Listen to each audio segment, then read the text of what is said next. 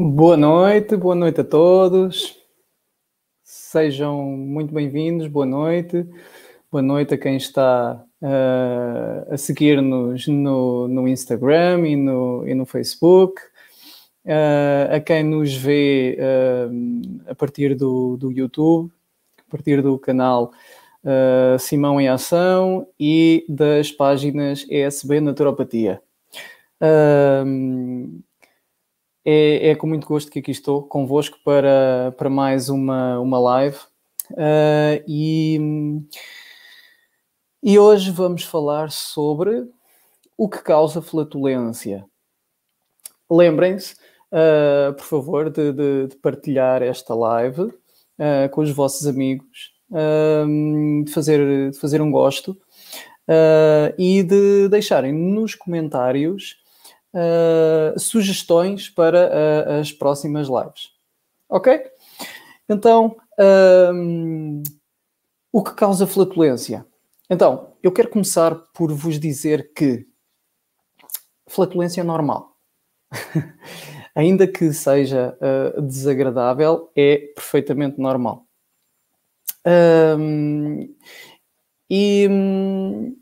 O que isto significa? O que é o dito normal, ou o expectável? Portanto, um adulto pode expelir gases até 15 vezes por dia e produz até 1,5 litro de gás.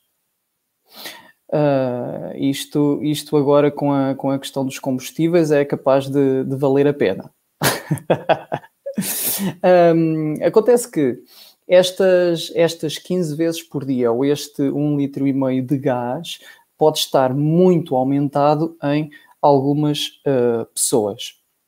Contudo, sozinho não é um sintoma de nenhuma doença intestinal grave, mas devem consultar o vosso profissional de saúde se a flatulência for acompanhada de dores que persistam por vários dias. E se começarem a perder peso sem razão aparente. Ok? Combinados? Boa. Ok, avançando. Então, a questão aqui a responder é o que causa flatulência? Então vamos começar pelo básico, não é? A alimentação. Então, na alimentação, o que causa flatulência em primeiro lugar são os alimentos ricos em FODMAPs. Fermentáveis, oligosacarídeos, disacarídeos, monossacarídeos e polióis. Isto são elementos que estão presentes em alguns alimentos e que são mal absorvidos pelo organismo. E, portanto, ao serem mal absorvidos, eles ficam disponíveis para que a nossa flora intestinal os fermentem. Então, as bactérias do nosso intestino vão fermentar estas substâncias e isso vai produzir certos gases, dióxido de carbono, hidrogênio e metano. Portanto, esta é a razão número 1. A razão número 2 é a intolerância alimentar ou alergia alimentar. Se estivermos a falar de uma intolerância alimentar, referimos-nos especificamente a uma deficiência enzimática. Portanto, há determinados compostos nos alimentos que, para serem digeridos, necessitam de enzimas. As enzimas nada mais são que, digamos que, uma ferramenta que auxilia, que acelera o processo de digestão. É a mesma coisa que, por exemplo, irmos a pé ou irmos de bicicleta. Se formos de bicicleta, vamos supor que a bicicleta é uma enzima, chegamos mais rapidamente ao destino. No caso de alergia alimentar, temos uma reação imunológica que vai causar inflamação, vai causar aqui uma desregulação da microbiota intestinal saudável e, mais uma vez, vamos ter uma produção de gás que não nos é interessante. Terceiro ponto. Má mastigação. Relativamente à má mastigação, a má mastigação vai causar a chegada de alimentos ao nosso estômago com um tamanho bastante grande. E isso aumenta o tempo de esvaziamento gástrico. Eu vou mostrar-vos aqui um gráfico. Aqui. Deixem-me tirar isto da frente. Ok, reparem neste gráfico. Nós temos aqui, deste lado, do lado esquerdo, temos ali, portanto, a percentagem de alimento presente no estômago e em baixo temos as horas, o decorrer do tempo, desde que ingerimos o alimento. Reparem que a água, ao fim de meia hora, temos cerca de 75% da água já fora do nosso estômago e ao fim de uma hora, cerca de 90%. E agora reparem, temos aqui duas linhas. A linha do meio, a linha verde, representa os alimentos com um tamanho entre 2 e 3 milímetros. E a linha azul tem os alimentos no estômago entre 5 a 7 milímetros. E vejam bem a diferença. Quando nós não mastigamos bem os alimentos e os engolimos de forma a que eles tenham entre 5 a 7 milímetros de tamanho, reparem que durante 3 horas os alimentos ainda se mantiveram no estômago. Nós tivemos estes alimentos durante 3 horas no nosso estômago, depois começa um esvaziamento e só ao fim de 6 horas é que temos o estômago vazio. O que é que isto vai levar? Mais uma vez a que alimentos não sejam corretamente digeridos, a que esses alimentos estejam disponíveis para as bactérias presentes, vai levar a um supercrescimento bacteriano, portanto, vai haver um desequilíbrio na flora intestinal e, consequentemente, produção de gases e flatulência, que é exatamente isso que aqui estão a falar. Há um provérbio chinês, eu penso que é chinês, que diz o seguinte: que devemos beber os sólidos e mastigar os líquidos. E portanto, é isto mesmo. Nós precisamos de mastigar bem os alimentos, porque os alimentos não digeridos no estômago vão começar a fermentar.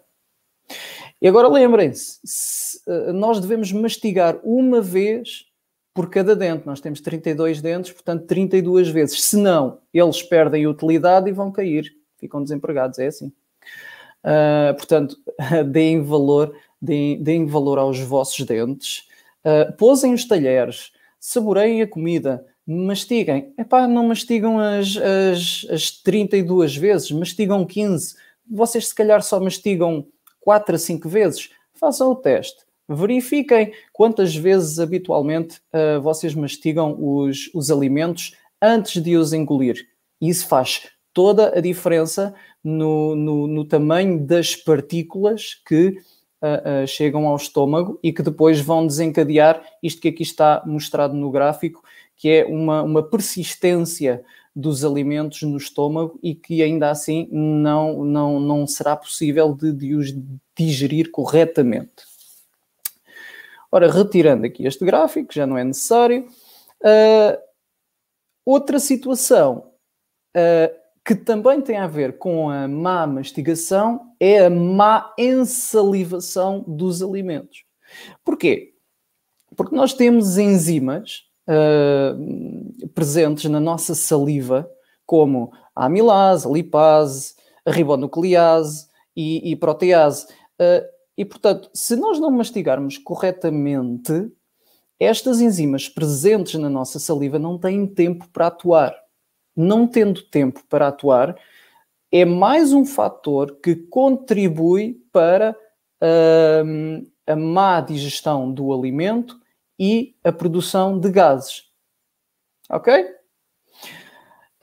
Portanto, é muito importante, é mesmo muito importante termos em atenção a questão da mastigação, da ensalivação. Por isso é muito importante termos uma ingestão correta de água antes da refeição, para que haja uma produção de saliva suficiente, para que não haja necessidade de ingestão de água durante a refeição, que vai diluir os ácidos do estômago e que, mais uma vez, vai prejudicar esta digestão dos alimentos. Ok? Quarta possibilidade. Hipocloridria. O que é hipocloridria? A hipocloridria é um déficit de produção de ácido clorídrico por parte do estômago. Isso pode acontecer pelos mais variados motivos. Um dos motivos é o avançar da idade, porque o nosso estômago deve ter um pH próximo de 1. E quando nós temos uma baixa produção de ácido clorídrico, uma hipocloridria, os alimentos não vão ser bem digeridos. Depois temos o nosso esófago que não fecha corretamente, temos refluxo, portanto é uma bola de neve. Então há que garantir que temos uma produção de ácido correta e que não ingerimos água durante a refeição para não diluir este ácido, muito ou pouco que produzimos, e otimizarmos ao máximo a nossa digestão. Quinta razão, ou quinta possibilidade, SIBO ou SBID, isto é, supercrescimento bacteriano do intestino delgado. Acontece que, portanto, os alimentos saíram do estômago, mal digeridos, e ao estarem mal digeridos, eles chegam ao início do intestino delgado, que é imediatamente após o estômago, e aquelas bactérias que ali estão presentes vão utilizar-se desse alimento para se alimentar e para se reproduzirem. Então, isso vai gerar uma superpopulação de bactérias. Isto vai dar tudo ao mesmo. Uma superpopulação de bactérias que vai desencadear então uma produção extra de gases. Há depois um mau funcionamento das enzimas biliares e pancreáticas que se vão juntar naquele momento à digestão, ao bolo alimentar que por ali vai passar. E, portanto, mais um fator, o supercrescimento bacteriano, que pode aumentar a produção de gases. Sexta e última razão principal para o aumento da flatulência. Ora bem, esta última razão é muito conhecida da vossa parte, é muito badalada, não estando ligada diretamente à flatulência, mas é um dos fatores que influenciam e muito a produção de gás, que é o stress. E vocês hão de reparar, se nunca tiveram atenção a esta situação, que é o seguinte: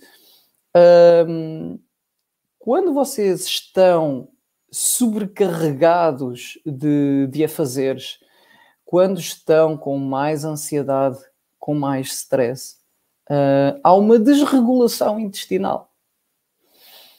Ou têm diarreia, ou têm prisão de ventre.